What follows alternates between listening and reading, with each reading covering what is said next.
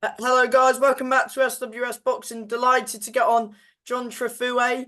He is in Brownsville, Texas. He's got a show over there, and it's UK v USA, 7v7, isn't it?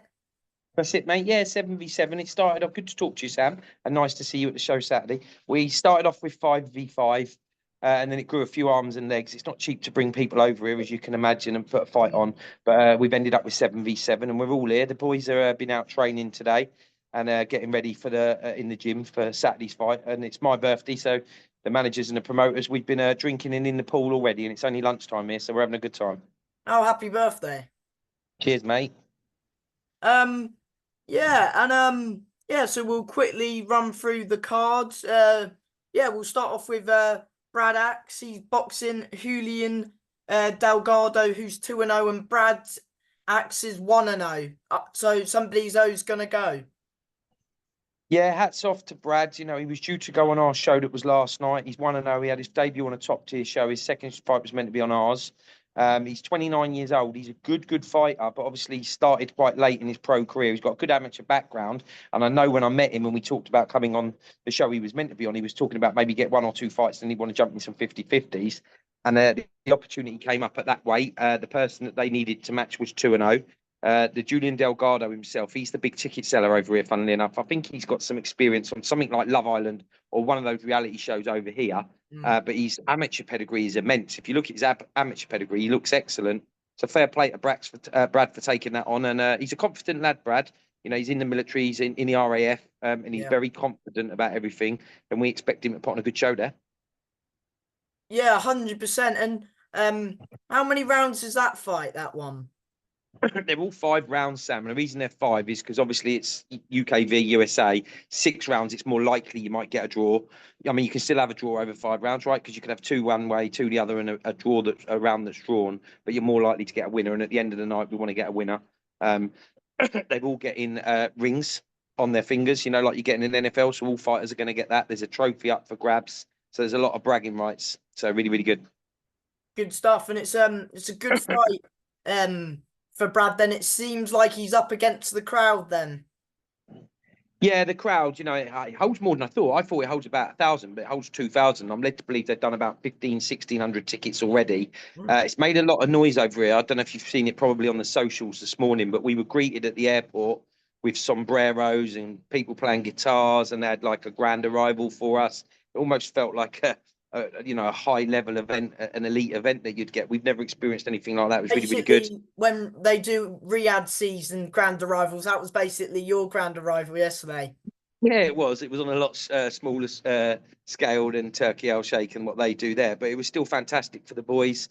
You know, the way we've been greeted is first class. We didn't expect that. We're in some lovely Airbnbs now. They're off training and being grumpy because they've got to make weight, as I said, but we're sat here with a nice view in the swimming pools, and that's all been put on for us by the American promoters over here. So really good. So are they training as we speak now? As we speak, they are on the way to the gym now. All of them. They have certain rules in certain states, and all the medicals that have been sent over from the British board, they still have to have blood tests again over here. So they've all been. Yesterday when we landed, we had the grand arrival. Then they had to go and get some eye tests or eye exams, and then today they've had to have blood tests. Now they're back at the gym again. We're in these Airbnbs that I've mentioned, so they've got loads of food to cook. It's sort of like a living experience rather than being cooked up in a hotel all week. So they've all got their Netflix and TVs and that. So I'm sure they'll be just chilling out later. And then we've got a press conference this evening here. Tomorrow there is a open workout, I believe, in a shopping centre. And then Friday is the weigh-in, and Saturday fight night. But yeah, in answer to your question, we're up against it with the fans, mate. There'd be 1,500 at least by the sounds of it in there, and they're all from they're all Hispanic. So Brownsville's on the border of Mexico. So I've yet to see many sort of like white Americans, if that makes sense. Everybody in Brownsville is Hispanic American, but they speak fluent Spanish as well as fluent English, and everybody's been very warming to us. Everybody knew we were coming. I mean, the city, it holds 100,000, which is quite a good population, but they all knew we were coming. We've all turned up in tracksuits and that. Made a little bit of a noise, but I've had to say, look, let's keep a bit quiet. We don't want to get beat up before we get in the ring, so we'll leave it down to our lads to do that on Saturday night. Yeah, 100%. Yeah. Um, who should we talk about next? Should we talk about Ollie Duffy? Ollie Duffy's currently 5-0. He's boxing Roberto Pinan. Talk about that fight. Yeah, Roberto Pina. I've never seen a bad Mexican boxer, Sam, and I'm sure you're the same and anyone the Yeah, same there. yeah. You know what you get, it's written on the tin. They just come for a tear up. I don't really think it matters which one of these opponents it is. They're all coming. And the fantastic thing about this show, Sam, that we're really proud of is sometimes when you do a show, whether it's an elite one on a Matchroom or Queensbury or maybe on a small hall show like ours, for example, there will be fights on there that are journeyman, where the expectation is the home fighter wins. All 7 fights here, they are 50-50. Our 7 fighters all believe they win. I know for a fact that their fighters think they're going to win. So, yeah, I expect him to have a tough fight. But again, hats off to Ollie. And the same with all of them, because when I announced that we were doing this show, Sam, we probably had 50 odd people that were interested to come who we know. Boxer That got wise. boxers, yep. Well, you think about it. You're going to America. It's probably all of their dreams to fight in America. Some of these Yeah. lads will never make it, maybe to British level, European or world. So this might be the only opportunity they get. Hopefully not. Hopefully they do make it to British, European or world. But for a lot of people, they all wanted it. You get paid for coming. You get a fantastic experience and looked after, nice accommodation. The temperature today is 29 degrees already. It was at 9 o'clock this morning. I So wish I it's could great. say the same for over here, but yeah. Yeah, I spoke to family. The rain's been there again, isn't it? So I'm in the right place for my birthday, as I said. But you know that when they realised that this wasn't a typical show where maybe they'd be fighting a journeyman, that 50 or 60 that wanted to fight whittled down to quite a small number quite quickly. And all the lads that we've taken know that they're up for a proper challenge, and a lot of them are undefeated, and they will potentially lose their own if they get beat. I mean, all 7 fights, genuinely, I wouldn't lie. I'm confident that we win all 7. I'm not sure that'll happen. Likewise, they'll be the same. I'm not sure they're going to win all 7. So come fight night, I'm sure we'll have the odd defeat. Hopefully not many, if any at all. But no, another cracking fight there with Ollie. And he's putting his unbeaten record on the line. When was the last time he fought? He hasn't fought on any York Hall shows for us. He's obviously a Peacock boy, so we got a couple of them on. Yeah, we got a good relationship there, as you know. His He last did fight fight. was against Lee Hallett. Was that the Peacock show? I believe it was, yeah. Yeah, we had him. So that was our show. That was about over a year ago. I thought he'd had a fight since, so he obviously hasn't. So, No, he's had but a he's few fit, he's ready. cancellations. Yeah, and I tell you what, he's as cool as a cucumber. Like, he's just chilling out on the plane at the airport. He's very, very relaxed. Although he was getting stressed with me last night because I think he got stitched up. Some of the rooms they've got double beds, and the lads are like, I ain't sharing with them. So we've had to do a bit of a juggle round, and some of them will be coming to stay in this Airbnb with us because there's more space here. But no, other than that, he's been really relaxed, and we expect him to go and put on a good show. Yeah. What do you know about his opponent? Not much, mate. Probably what you know as well, YouTube, so all I can really do, the whole card was matched by myself and the American promoter. So it's very much back and forth. It's easier when you're doing it in England because you either know them or know somebody who knows the fighter at least. But out here, and I'm trying to sell it. Oh, this fighter's okay. He's not amazing, which is probably a little bit of a lie on my end. But I weren't born yesterday, so he's probably doing the same to me. So he's like, well, this guy, he's 8-0, but he's not that great. And I'm like, well, he's 8-0 and he's Mexican heritage. So we'll come on to that fight, I'm sure.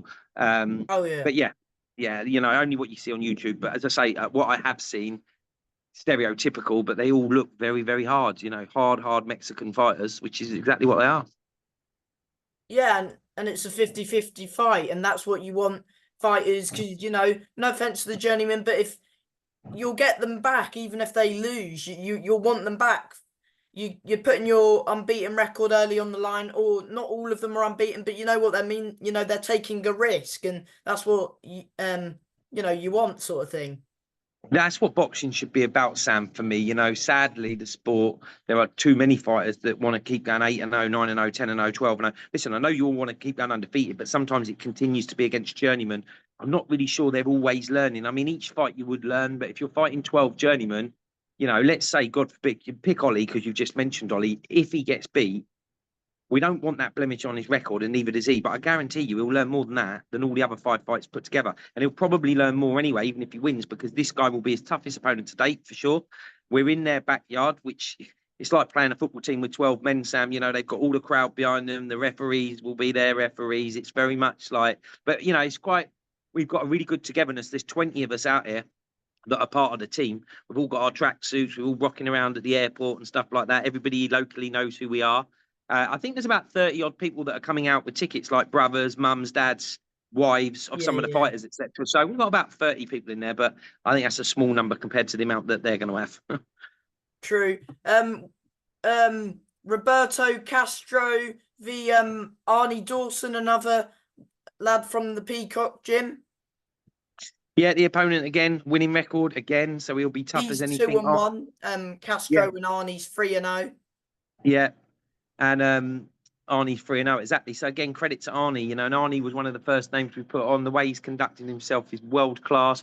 He's such an appreciative guy, constantly thanking us for the opportunity to come out of here, conducting himself brilliantly. He's got they've all got their own new shorts and that, but he's got Texas shorts. He's got like cowboy boots on it and hats and stuff like that. So you know, they're all excited as well, and they've all got their own kit. Which is great, but that'll be another good fight. And again, same with Arnie, it's the same with Ollie, same with all of them. They're putting their O on the line and really going out there and fighting tough fighters, which is what you want to see. So come fight night, I know it's my job to sell it, and I hope that the UK people do tune in and watch it. And I know it's on late, so I'll give the shout out now. We've got a double bubble bill. You'll be aware, Sam, but we start at your Lewis call. Oakford v Devon Miller and Dan Francis v I forgot his name now. Slavan. Slav Gegic. You've That's also it. got Muji Haji against Gratchen Back. Gratchen Back is 5-0 and Muji's 5-0. He's from Southampton, isn't he? Back. That's right, yeah. So that show at your call, that's live on Fight Zone and Talksport. That goes live at 5:30. That will finish normally about 11 o'clock. Yeah, yeah. You think logically, Texas is 6 hours behind you guys over there. So once that finishes, it'll be 5 p.m. here in Texas, and we go live about 5:30. So that'll go right through the night. The main fight, the last fight, will finish probably about 5 a.m. So I appreciate people won't stay up and watch it. There might be some, but you can get the repeats the next day on YouTube. I mean, I'll try to, but you know. Yes, some will, but it's definitely worth people watching because of how good the 50-50s are. Yeah, 100%. And you know, Arnie got that one stoppage against Ricky Leach. That was in your call in December. And yeah, that was last year, yeah. Boxed on a dinner show as well on his debut, I believe it was. And his last fight was against Hallis at your call. So yeah, he had a tough fight last time. Lee really gave him some tests. I know that he wasn't as happy with his performance as he would have liked, but he got the win. He looked very good the fight before, where he got the stoppage on our show against Ricky Leach, as you say, and his debut was on a Frank Warren show that was a dinner show. You know, I helped on that show, to be fair, so I was there when I watched it, and he looked good there. So, you know, he's very quiet, he's unassuming, he looks very innocent. You know, he doesn't come across like most boxers, but yeah, don't be fooled by that unless these Mexicans might be thinking easy touch, but that won't be the case Saturday night, mate. 100%. And yeah, I believe that Castro's got a one knockout as well. Yeah. Again, you see what you see is what you get with them. You know, they've met them all this morning. Well, some of them this morning, 3 of them. I think it was Brad Axe, Ollie Duffy, and Harvey Horn. They had to get up at 5:15. They were taken to Texas radio. And they were on Texas radio at 6 o'clock this morning with their opponents. The rest of them, we're meeting the opponents tonight for the major first face-to-face press conference. Obviously, Spencer Oliver's here, team captain there. Roy doesn't fly until tomorrow, but Roy will be here tomorrow as well, which will add a lot more noise from the American side, I'm sure. Yeah, 100% it will. Who's Anton Elwerson v Carvel Crocker?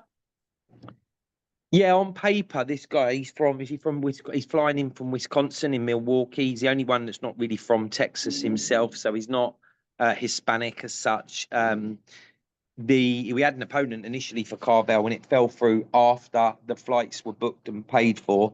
So it was very much, they're not cheap, Sam, as you can imagine, flying people out here with the accommodation and the flights. So it was like, well, we need Carvel to fight. So we had to find another American and we just couldn't find someone local. So he flies in tomorrow or Thursday, I think, from Milwaukee. Not got the winning record that most of the others have. So on paper, Carvel 7-0 now? He's 7-0, yeah. So on paper, Carvel would be a strong favourite on that one. But it's a chance for not only, you know, Carvel's opponent, for all of them to actually put their name out there and make a statement on Saturday. I think so. You know, out here, they got a station down here in Texas called Azteca, which is a Mexican channel. but Mexico's population is so big and everybody here is Hispanic that we expect there to be a huge amount of views on Azteca in America and Mexico that watch it. So for the home fighters, definitely a massive platform for them, and they don't normally fight on that channel. That's a big channel over here. And then we've obviously got the machine, if you like, that is TalkSport and Fight Zone as well. So yeah, I'll be confident, even if people don't watch it live, hopefully that we wake up the next day and everybody's talking about it when they see it, because I expect there to just be a war in every fight for a whole card. What more could you ask for? You wouldn't get that on any other card. 100%. Would you say this is one of the best cards you've put on to date? I have to say yes in terms of the profile. It's a good question, Sam. Well done. I mean, I started doing this a few years ago, and it would, I would have probably pinched myself if I thought maybe I would be involved and do a show abroad. So the fact that we're in Texas, the fact that we're here, the fact that we've got a nice entourage of fighters, trainers, we're in these fantastic locations that I've mentioned, but the actual card, there are 7 that I know of 50-50 fights. Sometimes journeymen, do they always come to win? Do they come and give different tests, etc.? But these 7 that we brought over from the UK, they haven't come to make the numbers up, that's for sure, and neither will the home fighters. So yeah, it's probably going to look like the best card. It might not.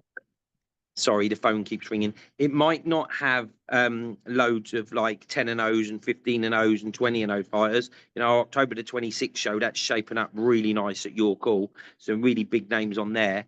But in terms of the actual event, yes, I have to say so. Yeah.